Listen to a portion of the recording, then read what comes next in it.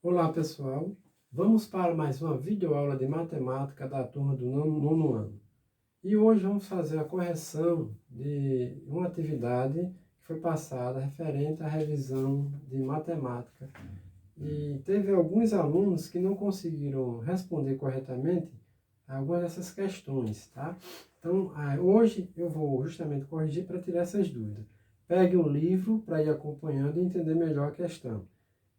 A primeira refere-se à questão 3 da página 53 e fala o seguinte: em canteiros de obras de construção civil é comum perceber trabalhadores realizando medida de comprimento de ângulos e fazendo demarcações por onde a obra deve começar e se erguer. Em um desses canteiros foram feitas algumas marcas no chão plano. Foi possível perceber que das 6 estacas colocadas, 3 eram vértices de um triângulo retângulo e as outras 3 eram os pontos médios do lado desse triângulo, conforme pode ser visto na figura em que as estacas foram indicadas por letras. A região demarcada pelas estacas AB, M e N deveria ser calçada com concreto.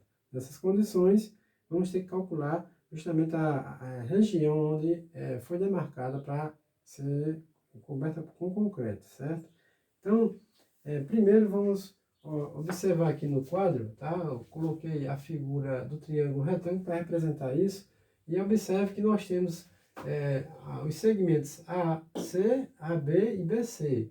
E ambos com seus respectivos pontos médios. No caso, o ponto M, N e o ponto P.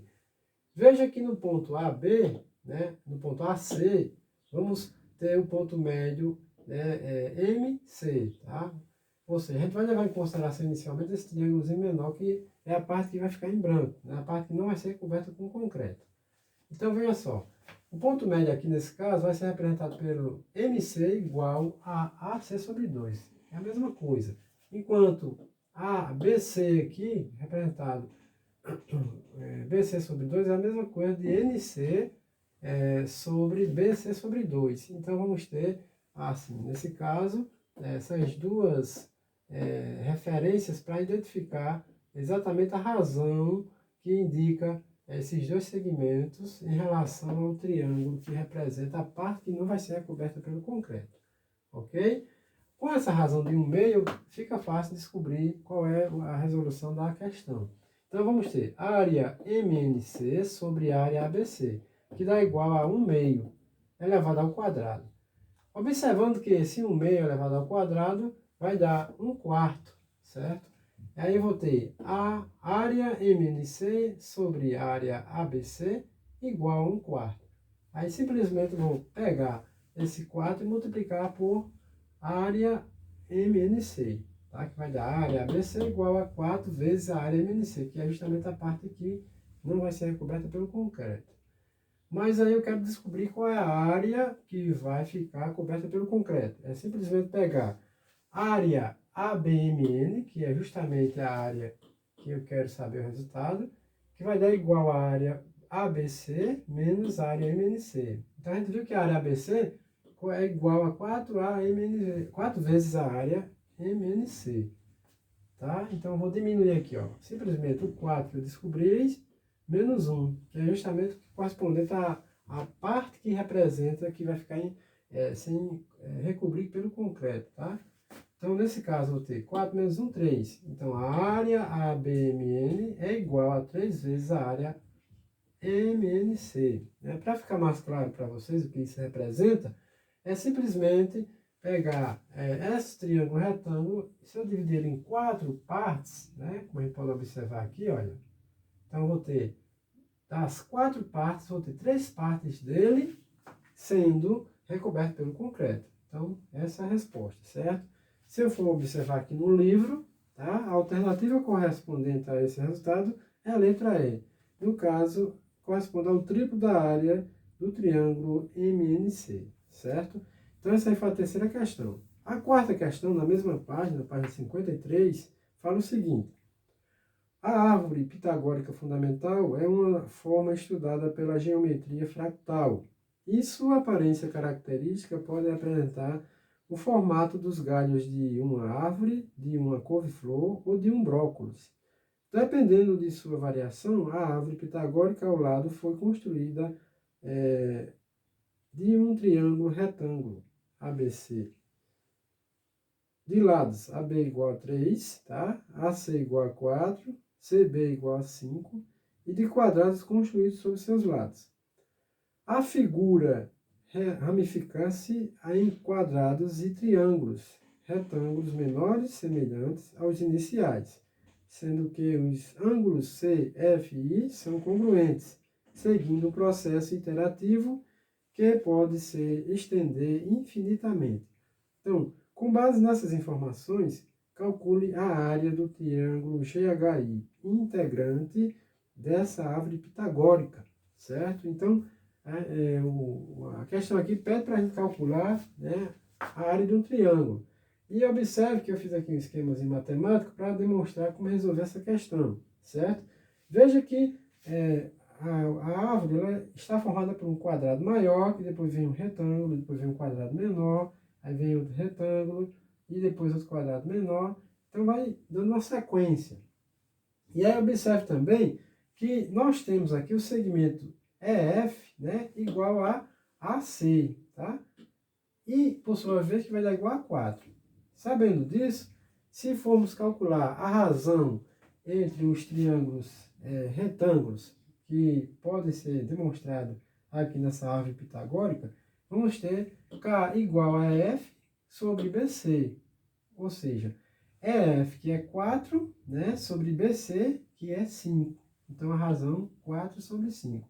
Sabendo a razão, eu posso calcular a área, certo? Então, se eu levar em consideração e pensando pela lógica do problema, vamos chegar à seguinte conclusão. Se a área desse triângulo aqui tem uma razão igual a 4/5, então a área do triângulo GHI, que é bem menor, ele também vai ter uma razão igual a 4/5. Como a questão diz que são figuras semelhantes, então fica claro que trata-se de uma mesma razão. Então, sabendo disso, eu posso fazer 4/5 vezes 4/5, ou seja, 4 vezes 4 é 16, 5 vezes 5 igual a 25.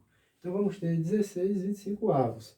A partir daí, eu posso ter o seguinte, a área GHI sobre a área ABC, tá? Então, eu vou ter 16 sobre 25 elevado ao quadrado. Então, ambos as áreas vão ter a mesma razão. E isso elevado ao quadrado vai ficar da seguinte maneira. Área GHI igual a área ABC vezes 16 sobre 25 elevado ao quadrado. Sabendo que o cálculo de área de triângulos é base vezes altura dividido por 2, então vamos fazer o seguinte. Área GHI é igual a 3 vezes 4, ou seja, 3 da altura do triângulo vezes a base, né, que é 4, vamos ter dividido por 2, então fica assim, né? 3 vezes 4 dá 12, dividido por 2 dá 6. Isso sendo que vai ser multiplicado por 256 sobre 625. Então, eu vou ter 6 vezes do resultado aqui, vezes 256, que dá 1536.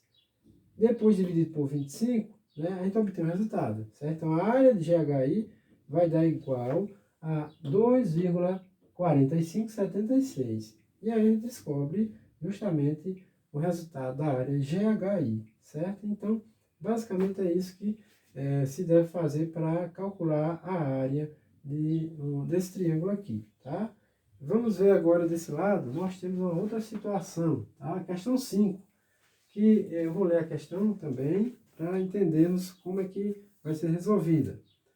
Veja só, em uma parede do estande de vendas havia um quadro de 50 centímetros de comprimento por 45 centímetros de largura.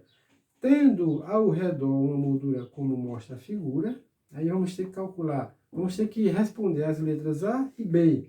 A letra A pede o seguinte, justifique porque não são semelhantes os retângulos interior e exterior da moldura, tá certo? Então, veja só. Eu tenho aqui, olha, a representação do quadro e a moldura a partir desse desenho, certo? O quadro tem um comprimento de 50 centímetros e a sua largura de 45. Então, para se descobrir se são realmente semelhantes, eu vou ter que encontrar a razão tanto do quadro, tá, quanto da moldura, para depois saber se realmente elas não são semelhantes. Então, veja só, Para fazer isso, eu pego aqui, ó, 50, que é justamente o comprimento do quadro, sobre o comprimento da moldura, que corresponde a 60, né? Que é 5 centímetros de um lado, 5 centímetros do outro. Então, aumenta mais 10 em cima desses 50. Aí eu vou ter 50 sobre 60. Esse 50 sobre 60 vai me dar a razão de 5 sobre 6. Por que acontece isso? Se eu dividir 50 por 10, dá 5. E se eu dividir 60 por 10, dá 6. Então, 5 sextos é a razão. Por outro lado, calculando a razão da largura, vamos ter 45, que é a largura, sobre a largura da moldura, que corresponde, né, a exatamente 55. Né? Se aqui era 45, aumentou 5 centímetros para um lado, 5 centímetros para o outro, então vou ter mais 10 centímetros de acréscimo em relação à largura do quadro. Aí eu vou ter 45 sobre 55. Aí para obter a razão, eu faço 45 dividido por 5, que vai dar igual a 9, e 55 dividido por 5, que vai dar igual a 11. Lembre-se que para encontrar a razão, sempre você vai dividir o numerador e o denominador da fração aqui, e tanto o numerador quanto o denominador pelo mesmo número. E aí você obtém a razão. E eu vou ter as duas aqui, ó, 5 sextos e 9 sobre 11. Então, 5 sextos, né, é diferente de 9 sobre 11. Então, nesse caso aqui, ó, está realmente a comprovação e a justificativa que a questão pede, né? Sobre se existe a semelhança ou não. Se são diferentes, não são semelhantes, né? Quando as razões são diferentes, não são semelhantes. Na letra B, pede o seguinte: existe algum número real positivo K que, substituído no lugar de 5 centímetros, faria com que os dois retângulos do item A fossem semelhantes? Então, olha só. Já sabemos que esses dois retângulos aqui não são semelhantes. Mas aí a questão B está perguntando, né? Está querendo saber se existiria algum número que as tornassem semelhantes. Então, veja bem. Nós temos aqui a largura. Para descobrir isso, nós temos aqui a largura, né, o comprimento do quadro, tá?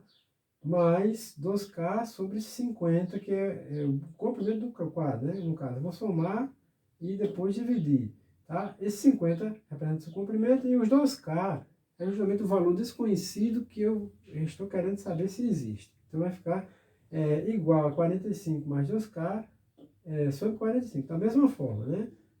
O valor desconhecido representado por 2K.